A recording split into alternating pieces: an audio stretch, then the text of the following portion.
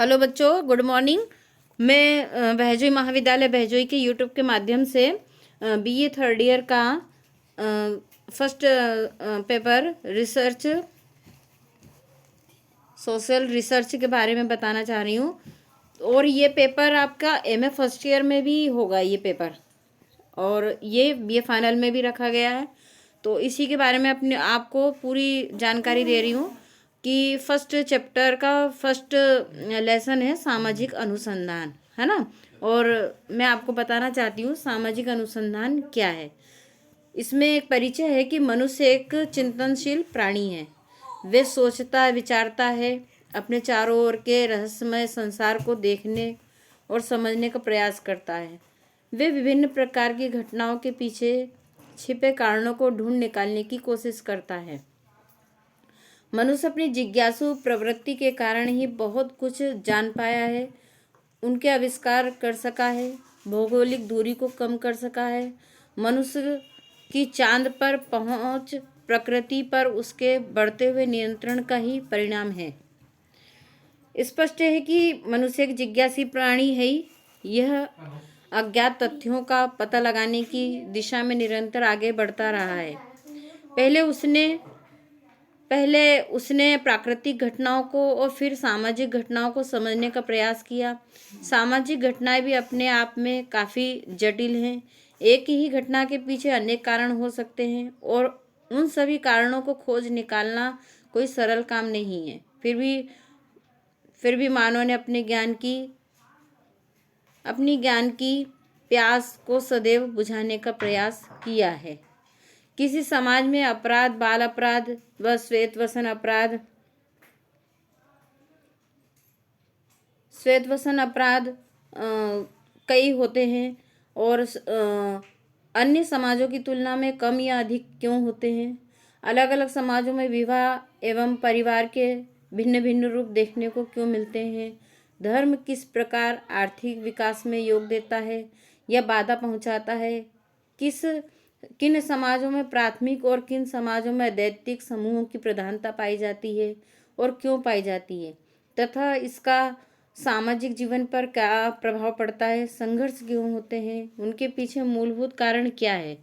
पारिवारिक सामुदायिक विघटन के लिए कौन से कारक अपराधी हैं या उत्तरदायी हैं। यानी इन सब क्वेश्चनों के बारे में हम सामाजिक अनुसंधान के बारे में देखते हैं। जब सामाजिक क्षेत्र में प्रश्नों के उत्तर खोजने का क्रमबद्ध एवं व्यवस्थित प्रयास किया जाता है तो उसे ही सामाजिक अनुसंधान, शोध, गवेषण, अन्वेषण या खोज नाम दिया जाता है। अब हम आते हैं अनुसंधान यानी खोज क्या है, खोज का अर्थ क्या है। जैसे कि आपने देखा कि मनुष्य ने प्रारंभ में काल्पनिक या दार्शनिक आधार पर घटनाओं का विश्लेषण किया। उसने ईश्वर या अलौकिक शक्ति को सभी प्रकार की घटनाओं का स्रोत माना। पूर्व में उसके ज्ञान का आधार अंतः ज्ञान, परंपरा, वैयक्तिक अनुभव तथा प्रयत्न भूत की विधियां रही हैं। इस प्रकार से प्राप्त ज्ञान से विश्वसनीयता एवं प्रामाणिकता का अभाव था।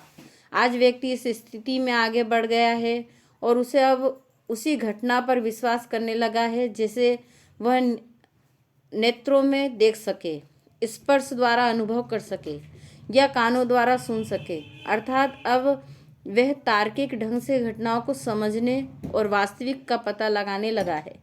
इस प्रकार अब व्यवस्थित ढंग से ज्ञान को संचित करता है। यह अनुसंधान का प्रारंभ होता है। अब अनुसंधान शोध का तात्पर्य बार बार खोजने से है। इसमें दो भौतिक तत्वों की प्रधानता पाई जाती है। प्रथम, अवलोकन द्वारा घटना को उद्देश्यपूर्ण ढंग से देखना अथवा उपलब्ध तथ्यों के आधार पर घटना को समझना। सेकंड पर आते हैं उन तथ्यों के अर्थ को जानकर घटना के पीछे छिपे कारणों को समझना। इन दोनों तत्वों को ध्यान में रखकर ही ज्ञान को संचित किया जाता है। वेबस्टर शब्दकोश के अनुसार तथ्यों एवं सिद्धांतों या किसी भी घटना को ज्ञात करने हेतु सावधानी पूर्वक एवं विवेचनात्मक खोज या निष्ठापूर्वक किए गए अन्वेषण को अनुसंधान या शोध कहते हैं। अन्य शब्दों में हम कह सकते हैं कि जब नवीन ज्ञान की प्राप्ति तथा विद्यमान ज्ञान में संशोधन, परिवर्धन या परिमार्जन के उद्देश्य से कोई व्यवस्थित प्रयत्न किए जाते हैं तो उन्हें ही अनुसंधान या शोध के नाम से जाना जाता है। इसी में अगली हम डेफिनेशन को भी ले सकते हैं। दी न्यू सेंचुरी डिक्शनरी के अनुसार उन्होंने क्या कहा कि स्पष्ट है कि अनुसंधान घटनाओं के बारे में ज्ञान प्राप्त करने, उन घटनाओं के मूल तक पहुंचने एवं कार्य कारण संबंधों का पता लगाने का एक व्यवस्थित वैज्ञानिक तरीका है। ठीक है, अब ये अनुसंधान का अर्थ आप समझ चुके हैं। अब हम आते हैं सामाजिक अनुसंधान का अर्थ। यानी हमने अनुसंधान का अर्थ बताया, अब सामाजिक अनुसंधान यानी समाज की खोज, उसका अर्थ जब कोई भी अनुसंधान सामाजिक जीवन, सामाजिक घटनाओं अथवा सामाजिक जटिलताओं से संबंधित होता है तब उसे सामाजिक अनुसंधान कहते हैं। इसमें इन सब के संबंध में यथार्थ ज्ञान प्राप्त किया जाता है। इस हेतु अनुभविक या अनुभव सिद्ध तथ्यों का पता लगाया जाता है। निरीक्षण, परीक्षण, वर्गीकरण तथा सत्यापन के आधार पर सामाजिक घटनाओं के कारणों को ढूंढ निकाला जाता है। सामाजिक अनुसंधान में सर्वप्रथम किसी व्यवहार, समस्या या घटना से संबंधित मूलभूत तथ्यों का अवलोकन किया जाता है ताकि उसकी सामान्य प्रकृति को भली भांति समझा जा सके। तत्पश्चात उन सामाजिक नियमों का पता लगाया जाता है जो एक विशेष घटना या व्यवहार या समस्या के पीछे छिपे कारणों को प्रकट कर सके। सामाजिक अनुसंधान में सामाजिक यथार्थ दाताओं की वैज्ञानिक विधि द्वारा खोज पर विशेष बल दिया जाता है। जैसे इसमें श्रीमती पीवी यंग ने भी लिखा है कि सामाजिक अनुसंधान को ऐसे वैज्ञानिक प्रयत्न के रूप में परिभाषित किया जा सकता है जिसका उद्देश्य तार्किक एवं क्रमबद्ध पद्धतियों के द्वारा नवीन तथ्यों की खोज अथवा पुराने तथ्यों की परीक्षा, सत्यापन, उनके क्रमों, पारस्परिक पद्धतियों के द्वारा नवीन तथ्यों की खोज अथवा पुराने तथ्यों की परीक्षा, सत्यापन, उनके पारस्परिक संबंधी कार्य कारण की व्याख्या एवं उन्हें संचालित करने वाले स्वाभाविक नियमों का विश्लेषण करना है। ठीक है, अब इसकी अगली परिभाषा लेते हैं। मोजर, सीए मोजर ने क्या कहा? मोजर कहते हैं सामाजिक प्रघटनाओं एवं समस्याओं के संबंध में नवीन ज्ञान प्राप्त करने के लिए की गई व्यवस्थित खोज ही सामाजिक अनुसंधान है। जी एम फिशर क्या कहते हैं? सामाजिक अनुसंधान सामाजिक परिस्थिति में सुनिश्चित कार्य प्रणालियों का प्रयोग है जिसका उद्देश्य किसी समस्या को हल करना या किसी उपकल्पना का प्रशिक्षण करना, एक नवीन प्रघटना की खोज, प्रघटनाओं के बीच नवीन संबंधों का पता लगाना है। E.S. बोगार्ट्स भी कहते हैं कि सहचर्य में अर्थात एक साथ रहने वाले लोगों के जीवन में क्रियाशील अंतर्निहित प्रक्रियाओं की खोज ही सामाजिक अनुसंधान है। स्पष्ट है कि उपयुक्त परिभाषाओं से हमें ये ज्ञान प्राप्त होता है कि सामाजिक अनुसंधान खोज की ऐसी विधि है जिसमें सामाजिक परिस्थितियों में संदर्भ में किसी घटना, व्यवहार, सामाजिक जीवन अथवा समस्या के संबंध में वैज्ञानिक विधि का प्रयोग करते हुए सामाजिक यथार्थता को समझने का प्रयत्न किया जाता है। ठीक है, अब हम आते हैं इसकी इम्पोर्टेंट के ऊपर कि सामाजिक अनुसंधान की महत्ता, उपयोगिता, ये महत्वपूर्ण क्वेश्चन है। तो इस पे हम पहला हेडिंग लेते हैं, अज्ञानता को दूर करने में सहायक। इसमें क्या कहा जा रहा है कि आज यहाँ भाषावाद, जातिवाद, सांप्रदायिकता, प्रांतीयता आदि राष्ट्रीय एकीकरण के मार्ग में बहुत बड़ी बाधाएं हैं। इनमें सभी छुटकारा प्राप्त किया जा सकता है जब सामाजिक अनुसंधान के द्वारा अज्ञानता को दूर किया जाता है। अब इसका दूसरा हेडिंग लेते हैं, नवीन ज्ञान की प्राप्ति। नवीन ज्ञान की प्राप्ति में क्या हैरिंग ने ठीक ही लिखा था कि अनुसंधान का प्रत्यक्ष प्रकार्य ज्ञान के मौजूदा भंडार के नवीन ज्ञान को जोड़ना और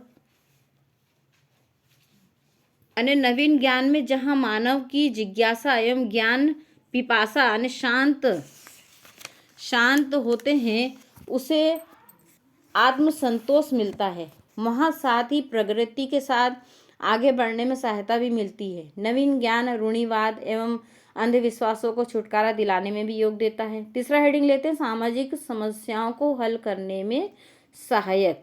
सामाजिक समस्याओं को हल करने में कैसे सहायक, जैसे है मादक द्रव्य व्यसन, अपराध, बाल अपराध, भ्रष्टाचार, अनुशासनहीनता, जातिवाद, दहेज समस्या आदि के दुष्परिणामों को कौन नहीं जानता।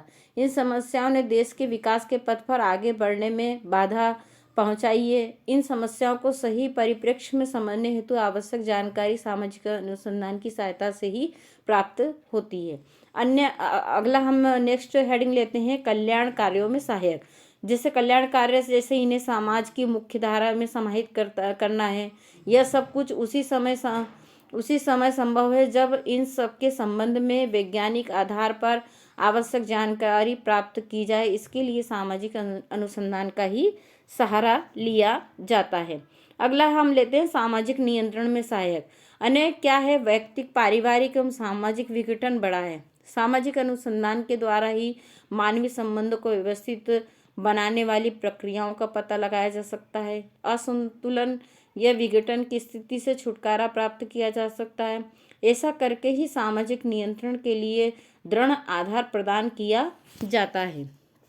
अगला हेडिंग लेते हैं प्रशासन एवं समाज सुधार में उपयोगी।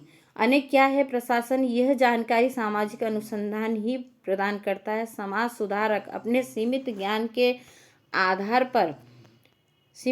आधार पर विभिन्न समस्याओं की वास्तविक प्रकृति को ठीक से नहीं समझ पाते हैं। ऐसी स्थिति में वे इनका सफलतापूर्वक समाधान नहीं कर पाते हैं। वे समाज सुधारक के रूप में अपनी भूमिका प्रभावशाली ढंग से उसी समय निभा सकते हैं जब उन्हें सामाजिक अनुसंधान द्वारा आवश्यक सामग्री का ज्ञान प्रदान किया जाए। अगला हेडिंग लेते हैं भविष्यवाणी करने में सहायक। भविष्य की सामाजिक घटनाओं के बारे में बताया जा सकता है। जब अनुसंधान द्वारा भविष्य में उत्पन्न होने वाली दशाओं का पता लगा लिया जाता है तो उसे उनके सफलतापूर्वक समायोजन और सामाजिक जीवन में संतुलन स्थापित किया जा सकता है। अगला हेडिंग लेते हैं सामाजिक विज्ञानों के विकास में योग। इसके कैसे योग, जैसे इन दोनों ही स्थितियों में एक विज्ञान के रूप में समाजशास्त्र के विकास में योग मिलता है, क्योंकि इसमें सामाजिक घटनाओं पर नियंत्रण बढ़ जाता है। इसके अलावा सामाजिक अनुसंधान द्वारा प्राप्त निष्कर्ष अन्य सामाजिक विज्ञानों के विकास में भी योग देते हैं। इसका कारण यह है कि सभी सामाजिक विज्ञान एक दूसरे के पूरक हैं तथा एक मूलतः सभी के द्वारा मानवीय संबंधों, व्यवहारों तथा सामाजिक प्रक्रियाओं का अध्ययन किया जाता है।